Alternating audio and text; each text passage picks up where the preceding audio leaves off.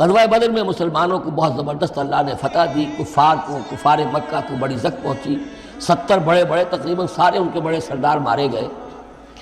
ان کے اندر اب جو جلن تھی اور غصہ تھا، اور عرب کا یہ مزاج تھا کہ بدلہ لینا ہے، لہذا 1 سال کے اندر انہوں نے پوری تیاری کی، تمام جو بھی کر سکتے تھے ساز و سامان جمع کیا، 3000 کا لشکر لے کر۔ اور اب ابو سفیان، ابو جہل تو مارا جا چکا تھا، وہ تھا سردار جو کہ بدر میں آیا تھا فوج لے کر۔ اب ابو سفیان جو ہیں وہ چونکہ بعد میں ایمان لے آئے، ان کے نام کو تو ہم ادب کے ساتھ ہی لیں گے، اب وہ سردار تھے اس وقت، اور وہ 3000 کا لشکر لے کر آئے، اور اس دفعہ وہ اتنا اہتمام کر کے آئے تھے کہ ہماری فتح یقینی ہے، اپنے بچوں کو خاص طور پہ خواتین کو بھی ساتھ لے کر آئے تاکہ ہمارے اندر غیرت رہے کہ ہماری عورتیں بھی ساتھ ہیں، اگر کہیں میدان سے ہمارے قدم اکھڑ گئے تو ہماری عورتیں جو ہے وہ قبضے میں چلی جائیں گی مسلمانوں کے۔ تو ہند جو تھی، اس کی بیوی ابو سفیان کی بیوی ہند، وہ بھی ایمان لے آئی بعد میں، لیکن عتبہ کی بیٹی تھی، اس کا باپ اور بھائی عتبہ ابن ربیعہ، اور چچا اس کا اور بھائی،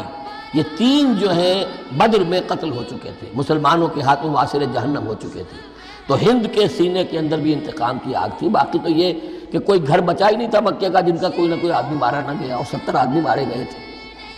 اب یہ جب لوگ آئے ہیں تو ادھر حضور نے مشورہ کیا صحابہ سے کہ کیا کرنا چاہیے، لشکر آ گیا 3000 کا۔ کچھ لوگوں نے کہا کہ ٹھیک ہے، کھل کر مقابلہ کریں گے، ڈٹ کر مقابلہ کریں گے، چلیں گے میدان میں۔ حضور کا اپنا رجحان ادھر تھا کہ یہ صورتحال ایسی ہے کہ ہم اگر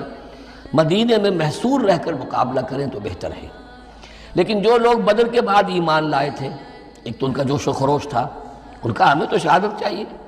ہمیں آخر اس موت سے کیا ڈر ہے، شہادت ہے مطلوب و مقصود مومن، نہ مال غنیمت نہ کشور کشائی۔ تو حضور نے ان کا لحاظ کرتے ہوئے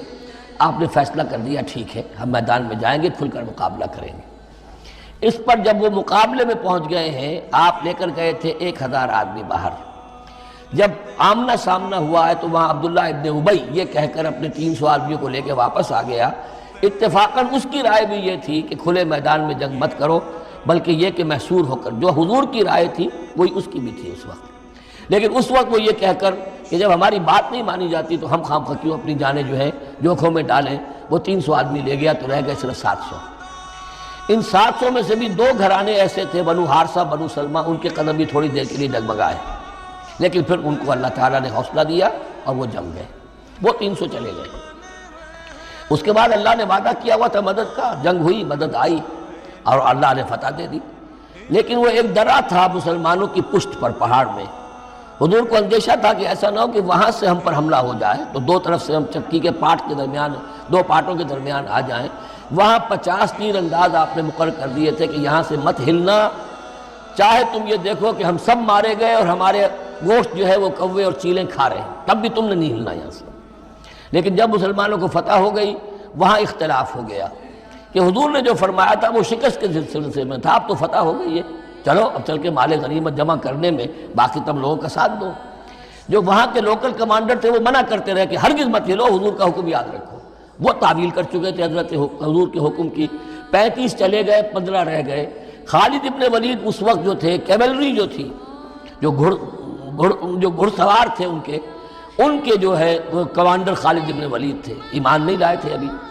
ان کی عقابی نگاہ نے دیکھ لیا کہ وہ درہ خالی ہے، تو ادھر تو شکست ہو رہی ہے۔ وہ اپنا 100 گھوڑوں کا جتنا بھی گھوڑے تھے ان کا لے کر پورا کا پورا رسالہ، اور وہ پیچھے سے آ کر حملہ کیا اور وہ فتح شکست میں بدل گئی۔ 70 صحابہ شہید ہو گئے،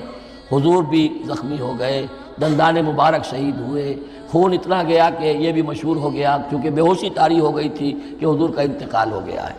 لیکن پھر یہ ہے کہ ہمت کر کے لوگوں جمع ہوئے، حضور نے لوگوں کو پکارا، پھر آپ نے یہ فیصلہ کیا کہ پہاڑ پر چڑھ کر اور وہاں پر اس وقت بچاؤ کر لیا جائے، تو تمام مسلمان پہاڑ پر چڑھ گئے۔ اب موقع یہ تھا ان کے لیے، ابو سفیان اور دوسری طرف جو یہ ان کے ساتھی جو کیولری کے سردار تھے خالد ابن ولید، ان میں اختلاف ہو گیا۔ خالد ابن ولید کا کہنا یہ تھا کہ ان کا پیچھا کرو اور ختم کر کے ہی چلو، یہاں سے پہاڑ پر چڑھو۔ ابو سفیان نے کہا نہیں، یہ بہت خطرے کی بات ہے، وہ اونچائی پر ہے، اوپر سے پتھر پھینکیں گے اور ہمارے گھوڑوں کا بھی نقصان ہوگا، ہمارا بھی ہوگا، اب ہم نے بدر کا بدلہ لے لیا ہے، اب ہم چلتے ہیں۔ وہ وہاں سے چلے۔ بہرحال یہ ہے پورا سلسلہ کہ جس کے اب واقعات اس میں آئیں گے، تو ایک سکیچ میں نے آپ کے سامنے رکھ دیا ہے۔ وَإِذْ غَدَوْتَ مِنْ أَهْلِكَ تُبَوِّئُ الْمُؤْمِنِينَ مَقَاعِدَ لِلْقِتَالِ، اور یاد کریے اے نبی صلی اللہ علیہ وسلم جب کہ آپ صبح کو اپنے گھر سے نکلے تھے، اپنے حضرت عائشہ صدیقہ کے حجرے سے آپ برآمد ہوئے تھے، تُبَوِّئُ الْمُؤْمِنِينَ، اور آپ لوگوں کو مقاعد للقتال، آپ لوگوں کو ان کے مورچوں میں بٹھا رہے تھے، یعنی آپ جب صف بندی کر رہے تھے وہاں اور مورچے معین کر رہے تھے۔ واللہ سمیع علیم، اللہ سب کچھ سننے والا اور جاننے والا ہے۔ اذ ہمت طائفتان منکم ان تفشلا، جبکہ دو گروہ تم میں سے ایسے تھے اے مسلمانوں کہ وہ کچھ کمزوری انہوں نے دکھائی، نامردی کا مظاہرہ کیا، ان کے پاؤں لڑکھڑائے۔ واللہ ولیہما، حالانکہ اللہ تعالیٰ ان کا پشت پناہ تھا۔ وعلی اللہ فلیتوکل المؤمنون، اور اللہ تعالیٰ پر ہی توکل کرنا چاہیے اہل ایمان کو۔ جیسا کہ میں نے عرض کیا، یہ بنو حارثہ بنو سلمہ انصار کے دو گھرانے تھے، عارضی سی ان کے اندر کمزوری آئی، بر بنائے تب بشری، لیکن پھر وہ جم گئے، لیکن ان کی جو ہے ذکر قرآن میں کر دیا گیا، اور وہ اس پر فخر کرتے تھے کہ ہم وہ لوگ ہیں کہ جن کا ذکر اللہ نے قرآن میں کیا ہے۔ واللہ ولیہما، کیونکہ پھر وہ عارضی سی جو ان پر آئی تھی کمزوری وہ رفع ہو گئی۔ اور آپ غور کریں گے کہ وہ جو بدبخت تھے 300 جو چلے گئے عین میدان جنگ سے، ان کا ذکر بھی اللہ نہیں کر رہا یہاں پر، گویا کہ وہ اس لائق بھی نہیں ہے کہ ان کا ذکر کیا جائے، انڈائریکٹلی اس کا ذکر آخر میں آئے گا ورنہ شروع میں نہیں۔ وَلَقَدْ نَصَرَكُمُ اللَّهُ بِبَدْرٍ وَأَنْتُمْ أَذِلَّةٌ، اور مسلمانوں یاد کرو اللہ نے تمہاری مدد کی تھی بدر میں جبکہ تم بہت کمزور تھے۔ کل 8 تلواریں، 313 کے سوا سب کے پاس تلواریں نہیں تھیں، 8 تلواریں کل، 200 کا 100 گھوڑے کا رسالہ لے کر آئے تھے بدر میں بھی، ادھر 2 گھوڑے تھے صرف، ادھر 700 اونٹ تھے، ادھر 70 اونٹ تھے۔ یہ کوئی 313 کے مقابلے میں 1000، اللہ نے تمہاری مدد کی تھی۔ وَلَقَدْ نَصَرَكُمُ اللَّهُ بِبَدْرٍ وَأَنْتُمْ أَذِلَّةٌ، تم بہت کمزور تھے اس وقت۔ فَاتَّقُوا اللَّهَ لَعَلَّكُمْ تَشْكُرُونَ، تو اللہ کا تقوی اختیار کرو تاکہ تم اللہ کا صحیح معنی میں شکر ادا کر سکو۔ اِذْ تَقُولُ لِلْمُؤْمِنِينَ، اے نبی جب کہ آپ کہہ رہے تھے اہل ایمان سے، أَلَنْ يَكْفِيَكُمْ، کیا تمہارے لیے یہ کافی نہیں ہے، أَنْ يُمِدَّكُمْ رَبُّكُمْ بِثَلَاثَةِ آلَافٍ مِنَ الْمَلَائِكَةِ مُنزَلِينَ، کہ اللہ تعالیٰ تمہاری مدد کرے 3000 فرشتوں سے کہ جو آئیں اترنے والے ہیں آسمان سے، یعنی 3000 کا لشکر آیا ہے تو اے مسلمانوں میں تمہیں خوشخبری دیتا ہوں اللہ تعالیٰ 3000 فرشتے تمہاری مدد کو بھیجے گا۔ بلا، حضور نے اللہ تعالیٰ کی طرف سے آ رہا، یہ بات تو حضور نے فرمائی تھی، اللہ تعالیٰ نے حضور کی اس دعا گویا کہ دعا کہہ لیجئے یا جو بھی آپ نے پیشن گوئی کی، ایک طرح کا استدعا بھی ہو سکتی تھی کہ اللہ سے اس طریقے سے آپ یہ استدعا کر رہے ہوں، تو فوراً اس کی منظوری کا اعلان ہو گیا، بلا کیوں نہیں۔ ان تصبروا وتتقوا، مسلمانوں اگر تم صبر کرو گے اور تقوی کی روش پر رہو گے، وَيَأْتُوكُم مِّن فَوْرِهِمْ هَٰذَا، اور اگر وہ فوری طور پر تم پر حملہ آور ہو جائے دشمن، يُمْدِدْكُمْ رَبُّكُمْ بِخَمْسَةِ آلَافٍ، تو اللہ کو تمہاری مدد کرے گا تمہارا پروردگار 3000 نہیں 5000 فرشتوں کے ذریعے سے، مصوبین جو نشان زدہ گھوڑوں کے اوپر آئیں گے۔ لیکن اس کے ساتھ دیکھیے وَمَا جَعَلَهُ اللَّهُ إِلَّا بُشْرَىٰ لَكُمْ، لیکن یہ سب بھی اللہ تعالیٰ کی طرف سے ایک بشارت کے طور پر تمہیں بتا دیا گیا، وَلِتَطْمَئِنَّ قُلُوبُكُمْ بِهِ، اور تاکہ تمہارے دل مطمئن ہو جائیں۔ وَمَا النَّصْرُ إِلَّا مِنْ عِنْدِ اللَّهِ، مدد تو ہوتی ہی اللہ کی طرف سے ہے، فرشتوں کا بھیجنا بھی ضروری نہیں ہے، اللہ فرشتوں کو بھیجے بغیر مدد کر سکتا ہے، کن فیکون کی شان رکھتا ہے، لیکن تمہاری طبع بشری کے حوالے سے تمہیں یہ خبر دی گئی ہے کہ 3000 کی اگر دشمن سامنے ہے تو تمہیں 3 نہیں 5000، اگر وہ فوری طور پر آگے حملہ آور ہو گئے تو 5000 تمہیں فرشتے بھیج دیں گے۔ لِيَقْطَعَ طَرَفًا مِّنَ الَّذِينَ كَفَرُوا، یہ اللہ تعالیٰ چاہتا ہے کہ یہ کافروں کا ایک بازو کاٹ دے، اور یکبتہم، یا ان کو ذلیل کر دے، فَيَنْقَلِبُوا خَائِبِينَ، تاکہ پھر وہ لوٹ جائیں بہت ہی خائب و خاسر ہو کر، ناکام ہو کر۔ اب یہ گفتگو ذہن میں رکھیے، ترتیب جو ہے وہ نہیں ہے، پہلے جو ذکر ہو رہا ہے وہ تو آپ میدان جنگ میں پہنچ چکے تھے، یہ ذکر ہو رہا ہے اس سے پہلے کا، جب خبریں پہنچی ہوں گی کہ 3000 کا لشکر آ رہا ہے، اس وقت جو گفتگو ہوئی ہے۔ اب اس جنگ کے دوران جو بھی کچھ مسلمانوں سے خطائیں ہوئیں، غلطیاں ہوئیں، ان کی طرف بھی اشارہ ہے۔ اس میں بعض ایک معاملہ ایسا بھی ہوا جو حضور سے بھی خطا کا ایک معاملہ ہوا، اس کے اوپر بھی گرفت ہے، بلکہ سب سے پہلے حضور والے معاملے کو لیا جا رہا ہے۔ جب آپ زخمی ہو گئے شدید اور آپ پر بے ہوشی بھی طاری ہوئی، پھر جب ہوش میں آیا تو آپ کی زبان پر یہ الفاظ آ گئے، کیف یہدی اللہ قوما خضبوا وجہ نبیہم بالدم، اللہ اس قوم کو کیسے ہدایت دے گا جس نے اپنے نبی کے چہرے کو خون سے رنگ دیا؟ کیونکہ تلوار کا وار پڑا تھا آپ کے یہ چیک جو ہے، چیک بون پر، یہ جو ہڈی ہے چہرے کی،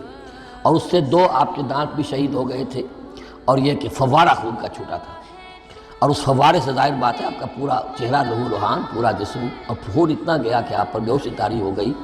کیف یہدی اللہ قوما، اللہ کیسے ہدایت دے گا اس قوم کو، خضبوا، جنہوں نے رنگ دیا، وجہ نبیہم، اپنے نبی کے چہرے کو، بالدم، خون سے۔ اس پر گرفت ہو رہی ہے۔